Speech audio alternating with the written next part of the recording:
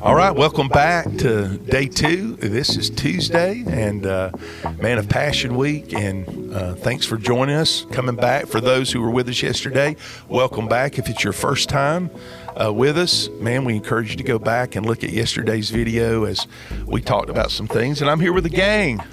We're back. We all wore the We're all same here. clothes. Yes, The next day. Yeah. We did. We are big on that. So, If it's good, don't fix it. hey, yeah. Isn't that like wasn't it like Steve Jobs, who always wore all black? I think he Yeah. wore the same thing every day. Somebody said that's a sign of genius. Maybe that was Steve Jobs. I don't know. Well, evidently I'm not He genius. said that about himself. Kevin would love if I wore the same thing every day. Yeah. He would then love you it. wouldn't have to. Yeah. Yeah, you know. Safe money. Well, I don't know if I'm going to go down that road, like with just like sometimes spending Thanks for, money on just a lot of stuff. Thanks I'm for tuning a power into- shopper. Okay, so are you a power shopper, or are you like to shop? What is I a like power to shop? shop. You like to shop? Yes. Yeah, like for me, and by the way, I like to get my own stuff, because every time like Christmas and stuff, people get me stuff, it Yeah. don't fit, and I wear it like I either have to wear it one time and trash it so they can see it, but I will say this, I love what my in-laws do now, because my mother-in-law, she would always get me something, and you would get like T-shirts and socks but she would get me like shirts or clothes. They never fit. Like they never fit because they were too short. I've got to have tall. I've got to Yeah. have long. And it was just frustrating. So she came to the place that now she gives me money before Christmas to go buy what I want. Oh, and then you still get to wrap it up. I wrap it. Let's go. Now, one time, like she was like, "Oh, that looks really worn." I just happened to wear it a lot before it got there, but Or you could I just do wear like the gift. What's that? You could just wear the gift that night and be like, "Hey, you got me this." See, a little bow that's on it. taking it to the next level. That's that. I like that. Yeah, this Christmas is gonna I be a knew new there's a day. reason why we hired him for student pastor and stuff. There we go. But yeah, it's like gifts and stuff. But hey, we digress a little bit. But I'm glad that you joined us today. A lot of things going on Tuesday. I mean, you can go and kind of look at that. But I mean, some parables going on, Jesus' authorities questioned. But really, where we wanted to, I think, land a little bit and let you lean into this, Nathan, is just really some of the words that Christ has to some of the scribes, the Pharisees, religious people, there in Matthew chapter 23. And so I think they're words that we need to listen to. And I think it bookends, or even it's a springboard off of yesterday when Yeah. Jesus cleansed the temple. For sure. I think sometimes when I read this passage particularly, I'm thinking about like these people that Jesus was, it's the ones that killed Jesus, right? They're so vehemently against him. And so I'm like, I take myself out of this category, but I really shouldn't, because like these are the people who thought they were doing all the right things. They thought they were close to God. They thought, I really got it figured out. And so Jesus' criticism for them is something we really ought to take to heart if we're really trying to be close to him. Yeah. And not as it's not condemnation, he's calling them out. He's denouncing what they're following, right? And so the two verses I really want to focus on today are from Matthew chapter 23, verses 11 and 12, where Jesus said, "The greatest among you will be your servant, and whoever exalts himself will be humbled, and whoever humbles himself will be exalted." Wow, some powerful words. Yeah. It's just, it's anti-cultural, it's countercultural to what we believe, especially in the West, of work really hard and achieve and make as much money as you can and set your family up for success, and then you can rest, right? Mm-hmm. And Jesus is saying the greatest will be a servant and will be humbled. That's just, how do we navigate that as people who live in our culture? What do you guys think? Well, I think you're right. It's one of those things that we have to check every day, because humility is, it's what's the old quote? When you think you have it, you just lost it. Yeah. And I think he's coming and talking about, just the heart of things. And as he's talking those, the scribes and Pharisees, and he's talking about, like you said, the things that you are working so hard for. It's the same message of Jesus Christ is, let me be in you. Yeah. And that's tough sometimes, because he, throughout Scripture, he gives a lot of those concepts. Even, pray for those that are your enemies. Yeah. Trying to do those things to show what Christ is. He says that we are to be salt and to be light, and that's how you do that, through humility. And that's not, I don't think it's a type of thing that you're letting people just mow you down, but like he said there, it's coming to the place that we become second. Mm-hmm. And we live in a culture it says we're first. Right. Yeah. Yeah. I mean, I don't know what some of your thoughts are on that.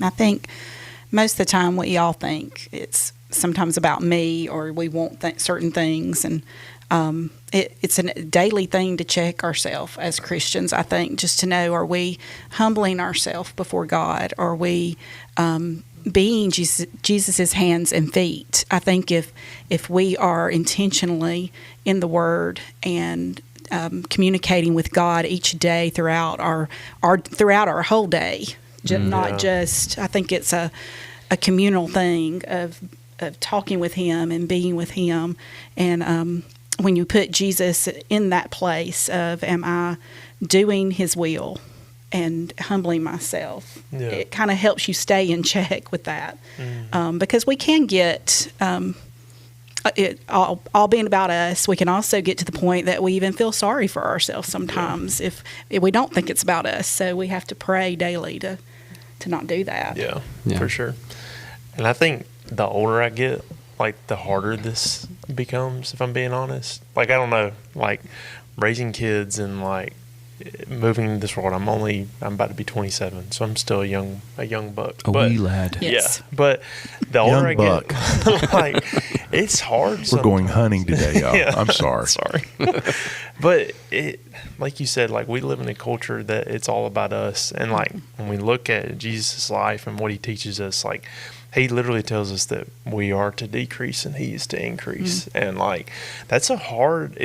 It's easier to say that than to actually do it. To say, God, I give you all of my life. I give you my job. I give you my plans. I give you my family. And, like, I even think about like the period of Lent, like, leading up to Easter, and, like, the purpose of it is to really decrease ourselves and to fix our eyes on Christ. And that's what we hope that this podcast is an encouragement for you guys to be able to do that, because, I mean, this week is probably very busy. I mean, looking towards Easter, how many deviled eggs am I going to bring to grandmother's house, or, like, all these things, and it gets so busy. Right. Oh, I got to get the kids' Easter baskets together. What clothes are we wearing? But, like, really the whole purpose of it is for us to decrease ourselves and to fix our eyes on our Creator, who loved us so much that he gave his life for us. So I don't know. That's good. I have a thought about that first verse. If we read it and only think about ourselves, we're still missing the point. It says the greatest among you will be your servant. He's really talking about himself. Yeah. And do we realize Jesus is among us? And, like, if we are, I think we talked yesterday about being in the presence of God. Are we taking note of that? Like you said, praying all day, Right.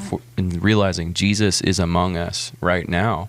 And if we get our eyes off of that, our heart off of that, then we're gonna start trying to exalt ourselves. Yeah. But if we realize he's here, then we will immediately be humbled. Yeah. Just take note that he's in the room. You know, Well, like even yesterday, as we talked about that presence, later on, down in verse 23 there of chapter 23, I mean, he says some pretty strong words. He says, "Woe to you, scribes and Pharisees, hypocrites, for you tithe mint and dill and cumin." That's very specific. Like that's what they were giving. But it says, "And have neglected the weightier matters of the law, justice and mercy and faithfulness. These you ought to have done without neglecting others. You blind guides, straining out a gnat and swallowing a camel. Woe to you, scribes and Pharisees, hypocrites, for you clean the outside of the cup and the plate, but the inside are full of greed and indulgence. You blind Pharisee, first clean the inside of the cup and the plate, that the outside also may be clean." And what you said, Nathan, really echoes that to me, because it's like what even we talked about yesterday. It's easy to sit here and go, "Man, you Pharisees, you scribes," but that's who we are. Right. And, and I think what you said about verse 11 really is about him, because we can't clean the inside. Right. And I think what Jesus is driving home, which he was always driving home, is you will never be enough. Yeah. But that's why he came, and ultimately at the end of this week, over 2,000 years ago, would sacrifice his life to pay for the sin of mankind so that we could be made right with God. That's good stuff. And could then reflect him and serve others. Yeah, that's good. Good thought. Well, hope that helped you guys out a little bit today. Some things to lean in. If you've got some thoughts, comments, man, we would love to hear those, have conversations about them. Man, I think that's some of the great things we get to do, is interact with people and have conversations and around the Word of God. And I'm so thankful for His Word. I'm thankful for this week. Encourage you to continue with us as we remember and we reflect on this week so many years ago, but ultimately that because of His death, burial, resurrection, we have life. So I encourage you, rejoice today, walk in the truth and the goodness of God, and we will see you tomorrow.